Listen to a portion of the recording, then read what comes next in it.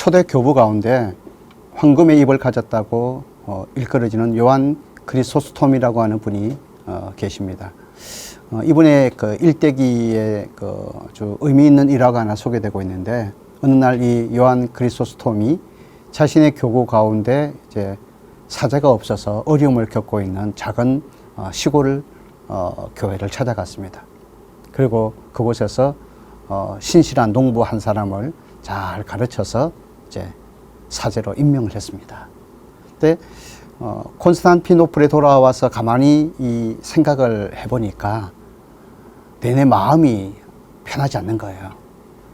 사제를 세웠는데 정말 그 사람이 제대로 역할을 감당할 수 있을까? 너무 준비가 안 된 부족한 사람을 내가 사제로 세운 것이 아닐까?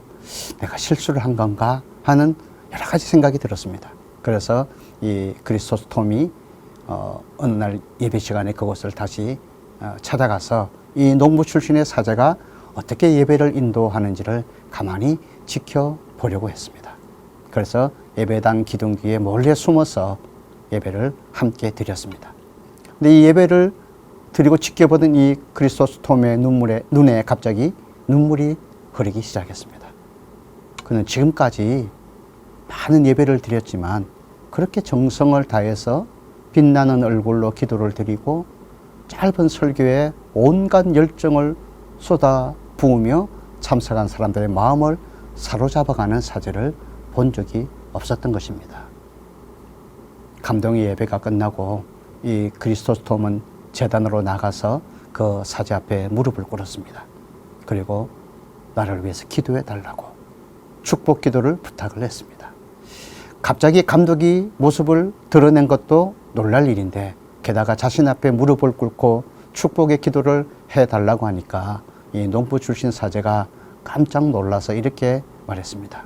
아니, 감독님께서 저를 위해 축복 기도를 해주셔야지요. 그렇지만 이 크리소스톰은 고집을 꺾지 않으면서 이렇게 말했습니다. 그대가 나에게 축복 기도를 해주시오. 나는 당신처럼 마음속에 불같은 열정과 사랑으로 하나님을 섬기는 사제를 일찍이 본 적이 없습니다. 그러자 이 농부 출신 사제가 의아한 표정을 지으면서 이렇게 대답했습니다. 아니, 감독님, 다르게 하나님을 섬기는 법도 있었습니까? 여러분, 우리는 이 농부 출신의 사제가 남겨놓은 이 한마디 말을 유심히 생각해 보셔야 되겠습니다. 다르게 하나님을 섬기는 법도 있습니까? 여러분, 어떻습니까? 우리가 정말 하나님을 바르게 섬기고 있습니까? 우리 스스로에게 한번 질문하는 시간이 되셨으면 좋겠습니다. 오늘 성경은 요시야 왕에 대한 이야기입니다.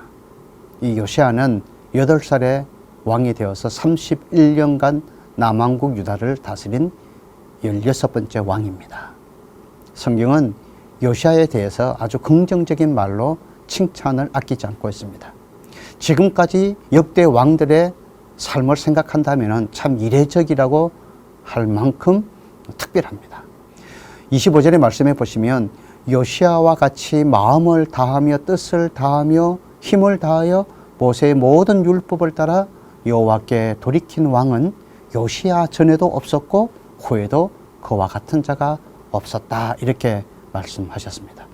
열왕기하 22장 2절에도 요시야가 여호와 보기에 정직하게 행하여 그의 조상 다윗의 모든 길로 행하고 좌우로 치우치지 아니하였더라, 이렇게 말씀하고 있습니다. 메시지 성경의 번역에 보면은 그는 하나님이 원하시는 모습으로 살았다. 그의 조상 다윗이 밝히 보여준 길을 똑바로 따라갔고 왼쪽으로나 오른쪽으로나 한 걸음도 벗어나지 않았다, 이렇게 번역을 했습니다. 요시야에 대한 평가를 단 한마디로 정의하라면 정직입니다.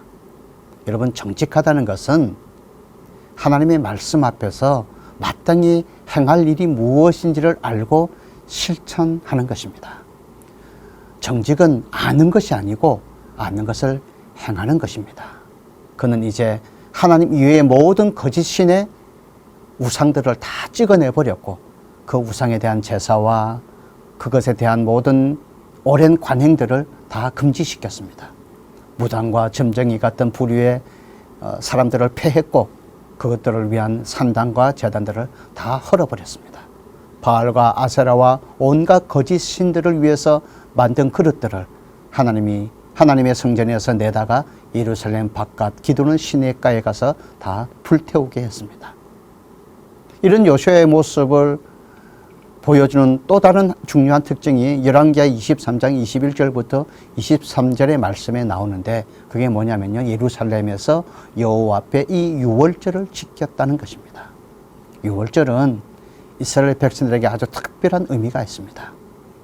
유월절을 지킨다는 것은 단순히 하나의 절기를 행사처럼 지낸다 이런 뜻이 아니고 그들을 구원하신 하나님, 종되었던 애굽에서 그들을 하나님의 능력으로 건져내신 그 능력과 역사의 하나님을 늘 기억하며 살아간다는 신앙적 표현인 것입니다.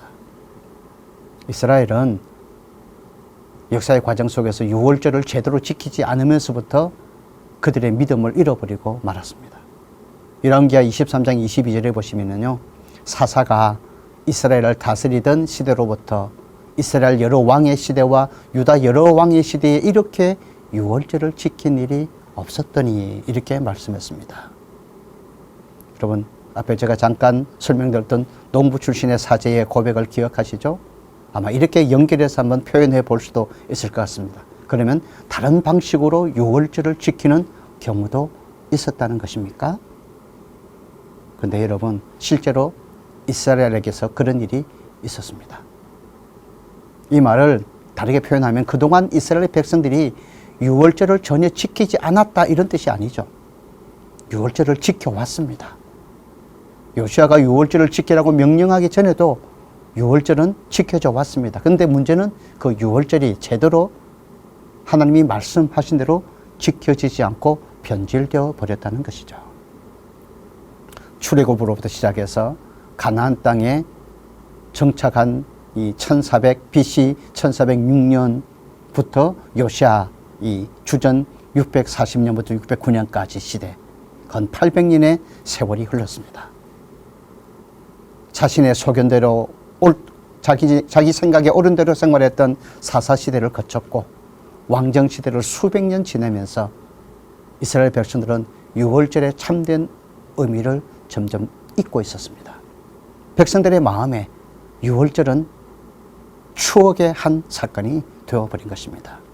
요시야 시대에도 백성들에게 유월절은 까마득한 과거의 기억이었습니다.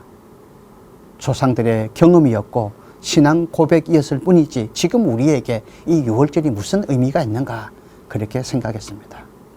이스라엘 백성들은 출애굽을 단순히 과거 조상들의 경험이 아니라 오늘날 자신의 삶에서 현재화시켜야 될 필요가 있었습니다. 그것이 절기를 지키는 목적이고 이유였기 때문에 그렇습니다. 요시야 왕이 바로 그 작업을 한 것입니다. 형식적으로 지키던 유월절, 조상들이 지켰던 그 유월절에 나와 별 관계없는 그 의미를 다시 하나님의 말씀을 묵상하면서 들으면서 그 사건을, 구원의 사건을 과거의 사건이 아닌 지금 나를 구원하시는 그 하나님의 은혜를 현재화시켜서 유월절은 나에게 필요한 나의 구원의 하나님을 다시 붙들고 바라보는 그런 역사적 사건이 되도록 절기를 지키게 만든 것입니다.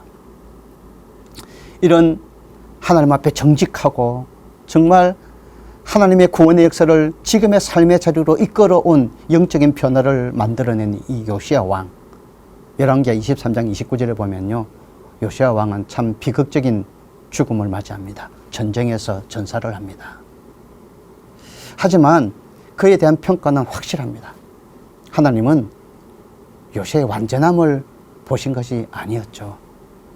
요시야가 얼마나 하나님의 말씀에 순종하고 애쓰는지 그것을, 그 중심을 하나님은 보셨던 것입니다.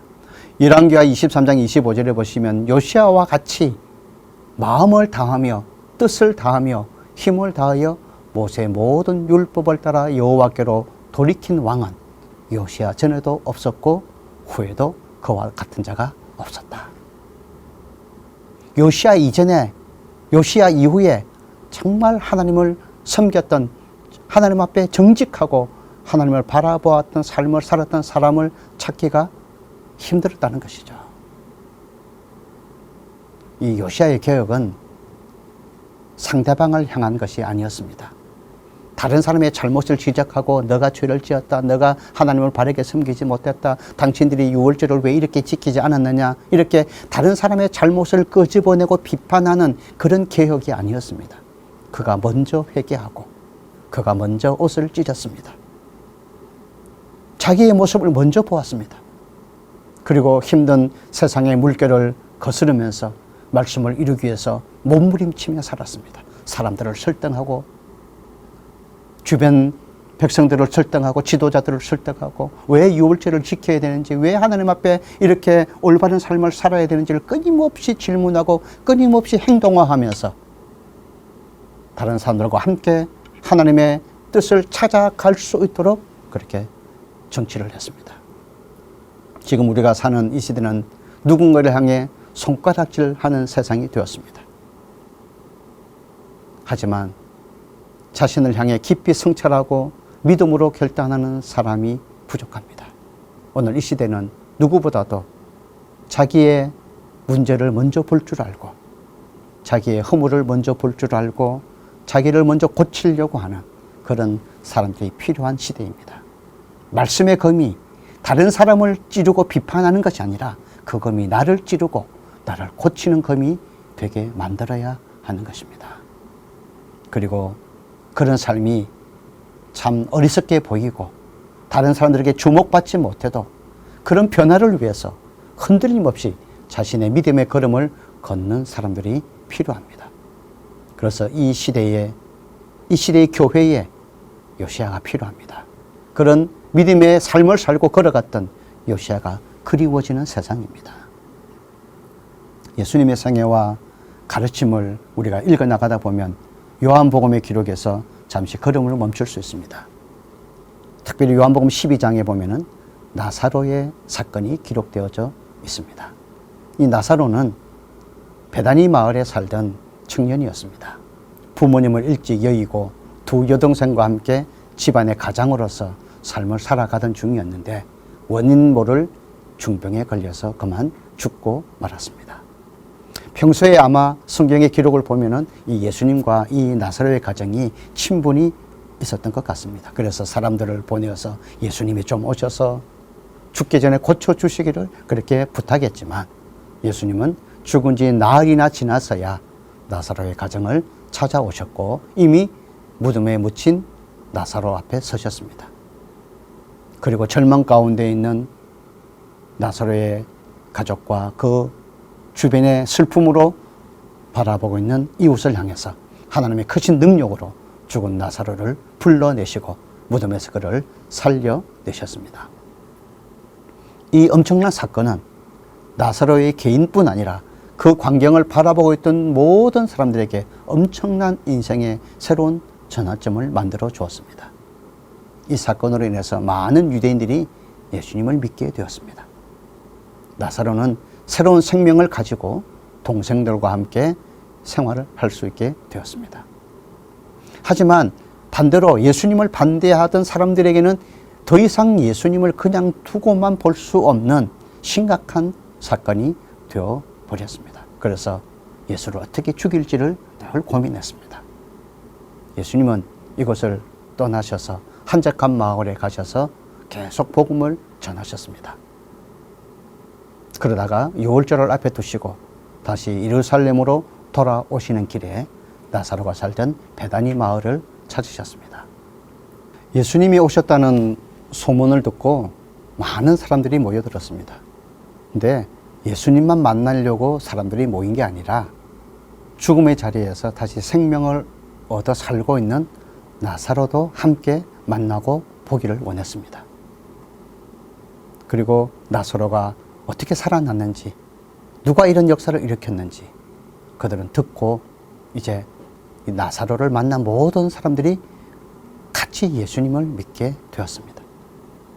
이전에는 예수만 문제라고 생각했는데 이런 상황이 전개되다 보니까 이 반대자들인 대제사장들은 이제 나사로도 위험 인물로 지목을 했습니다. 저 나사로도 죽여야 되겠다 생각했다는 거죠. 요한복음 12장 11절은 나사로 때문에 많은 사람이 예수를 믿었다. 이렇게 나사로의 삶을 그대로 보여주는 말씀을 하셨습니다. 나사로는 병들어 죽어갈 때에는 모든 사람들에게 슬픔의 눈물을 주는 사람이었습니다. 동생들에게 아픔과 고통을 주는 오라비였습니다. 하지만 예수님의 능력으로 다시 살아난 후에는 모든 사람들에게 예수님을 통해서 생명의 능력을 보여주는 사람이 되었습니다.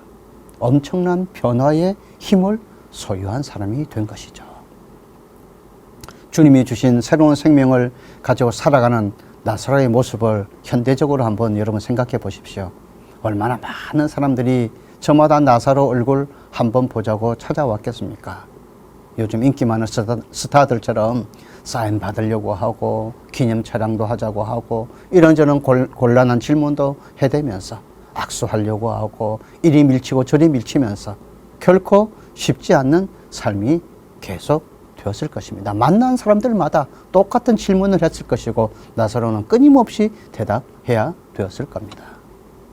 더욱이 이제 겨우 새 생명 얻어서 동생들과 함께 잘 살아보려고 하는 그런 상황인데 예수님 믿게 만든다는 이유 때문에 대제사장들의 표적이 되어서 언제 죽게 될지도 모르는 생명의 위협까지 받으며 살게 되었으니까 어떤 면에서 보면 참 답답한 노릇이죠. 삶에 자유가 없고 이전보다 훨씬 더 불편하고 어려워졌습니다. 이 땅의 그리스도인들의 삶을 아마 나사로의 모습과 연결시켜 볼 수 있지 않을까 생각합니다. 이 땅의 성도들도 하나님의 자녀로 살면서 내 마음대로 할 수 없는 많은 일들 때문에 얼마나 속상해 하시는 분들이 많습니까? 말도 내 마음대로 못하고 먹는 것도 입는 것도 가고 싶은 데도 마음대로 놀지도 못하고 자기들은 하고 싶은 대로 다 하면서 왜 예수 믿는다는 이유 때문에 괜히 조금만 잘못하면 예수 믿는 것들이 저렇게 행동해 이런 말을 들어야 되니까 얼마나 참고 또 손해보면서 사는 일들이 많이 있습니까? 사랑하는 여러분, 하지만 성도들은요 내 마음대로 살지 않아야 합니다.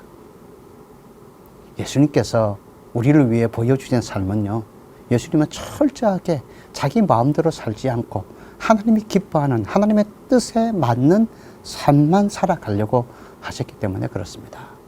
나사로가 얻은 새 생명, 그 변화된 삶, 그리고 나사로 때문에 예수 믿는 사람이 많아졌다는 이 사건은 나사로가 얼마나 많은 대가를 지불하며 세상을 살아가고 있는가를 생각하게 만드는 말씀이에요. 우리들이 믿음을 위한 대가를 지불해야만 우리 때문에 예수 믿는 사람이 많아진다는 것입니다.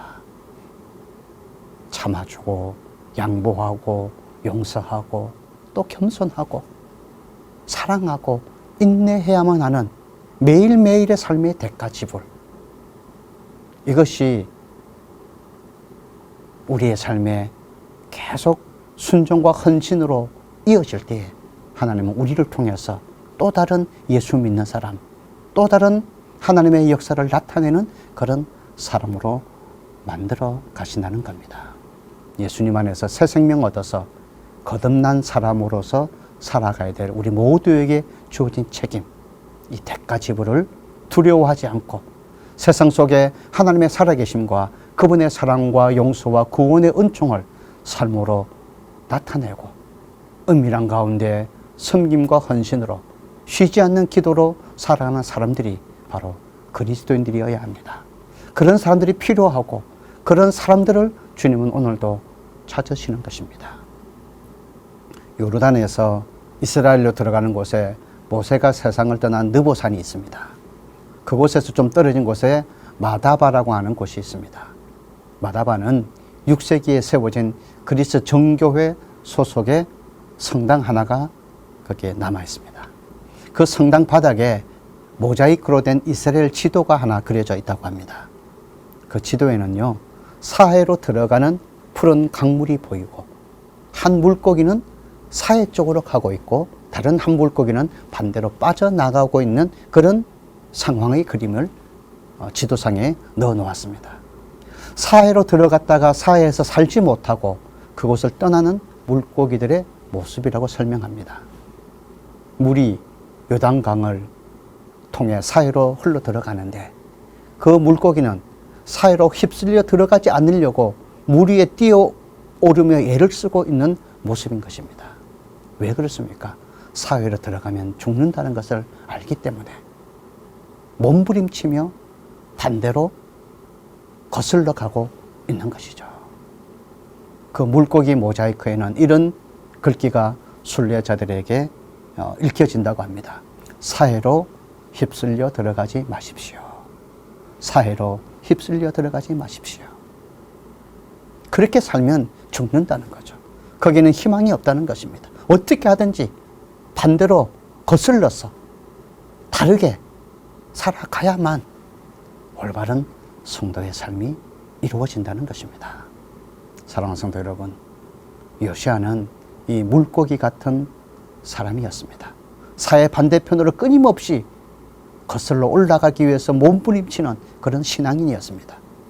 나사로도 마찬가지였습니다. 끊임없이 자기의 평안과 자기의 행복을 추구하기보다는 거슬러서 세상 속에 예수를 나타내는 일을 위해서, 말씀을 나타내는 일을 위해서 대가를 지불하는 것을 주저하지 않는 사람들이었습니다. 요시야 한 사람 때문에 얼마나 많은 사람이 하나님을 만났습니까? 그 한 사람 때문에 얼마나 놀라운 영적인 변화가 이스라엘에 일어났습니까? 나사로 한 사람 때문에 얼마나 많은 사람이 주님께 돌아왔습니까? 저와 여러분의 믿음 때문에, 예수님 믿고 변화된 삶 때문에 예배가 회복되고 믿음이 회복되고 영혼의 열매가 맺히는 이러한 영적인 사건이, 이러한 구원의 간증이 그냥 성경에 기록된 하나의 역사적 사실을 우리에게 교훈으로 보여주는 일이 아니라 지금의 우리의 삶에 그대로 재현되고 일어날 수 있는 그런 성도의 삶을 주님은 원하십니다. 아담 한 사람 때문에 죄가 세상에 시작되었다고 성경은 말합니다. 그렇지만 예수님 한 분 때문에 이 땅에 구원이 찾아왔다고 또 성경은 증거하고 있습니다. 저와 여러분 한 사람 한 사람 때문에 주님의 십자가의 능력과 부활의 능력이 이 땅 위에 우리의 삶의 자리에 다시 시작될 수 있도록 돕는 귀한 믿음의 통로가 될 수 있는 성도로 하루를 살아가시기를 주님의 이름으로 간절히 축복합니다. 기도하겠습니다. 좋으신 하나님, 요시아가 그립고 나사로가 그리운 시대입니다. 우리 자신을 더 정직하게 말씀의 거울 앞에 비추어서 내가 어떻게 하나님 앞에 살아가야 될지, 내가 어떤 대가를 지불하고서라도 하나님의 자녀답게 살아가야 할지를 다시 깨닫게 하시고, 성령님 우리에게 힘 주셔서 이 땅의 삶을 살 동안 주님의 살아계심이 우리로 말미암아, 하나님의 말씀의 능력이 우리로 말미암아, 십자가와 부활의 역사가 우리로 말미암아 일어날 수 있는 그런 작은 나사로, 작은 요시아로 이 세상을 살아갈 수 있는 우리의 성도들이 되어지도록 성령님 도와주시옵소서. 우리 구주 예수 그리스도의 이름으로 간절히 기도하옵나이다. 아멘.